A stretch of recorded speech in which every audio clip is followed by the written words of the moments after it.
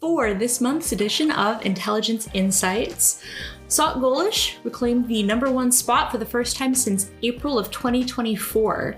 Interestingly, SocGolish has actually been on our list for over a year now. It's been somewhere in the top 10 every month since December of 2023, but we saw enough activity in February for it to reclaim the top spot. Multiple campaigns continue to use paste and run, aka click fix, to deliver various payloads. So we're currently tracking here at Red Canary at least 4 distinct clusters of activity that are still using this technique. So last month, we saw paste and run as precursor activity for several payloads, including LumaC2, Vidar, and XMRig.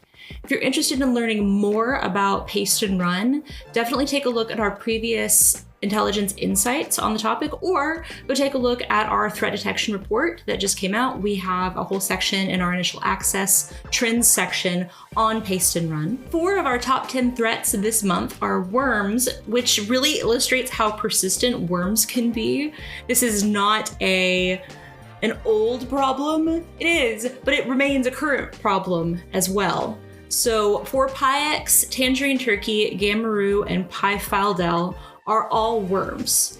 Phorpiex and PYFileDel both are making their debut on the top 10 list this month, tied for 4th and 9th places respectively.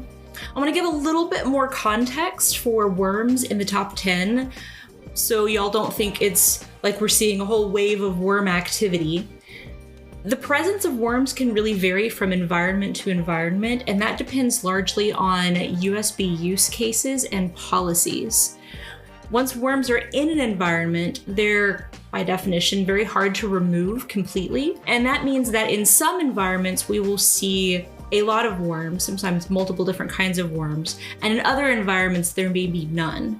So one thing to consider is that this is not something that's going to have as much of an impact across all environments. It can be specific from environment to environment and organization to organization. So regardless of whether they appear in large enough numbers to make it onto the top 10 list, we regularly detect worms. For example, we've seen Phorpiex really consistently since 2021, even though this is its first time in the top 10. So they're very often there and present in the environments that we observe, just not in large enough numbers sometimes to make it onto the top 10 list. And also, like I said, this is still a current issue.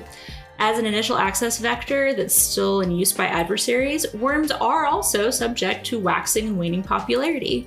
Saw some reporting from earlier this year that other teams are seeing more Phorpiex in, for example, January than they had seen previously. If you're interested in learning more about our top 10 threats for this past month and to get a little bit more context about the worms that we have been seeing, come and check out this month's Intelligence Insights.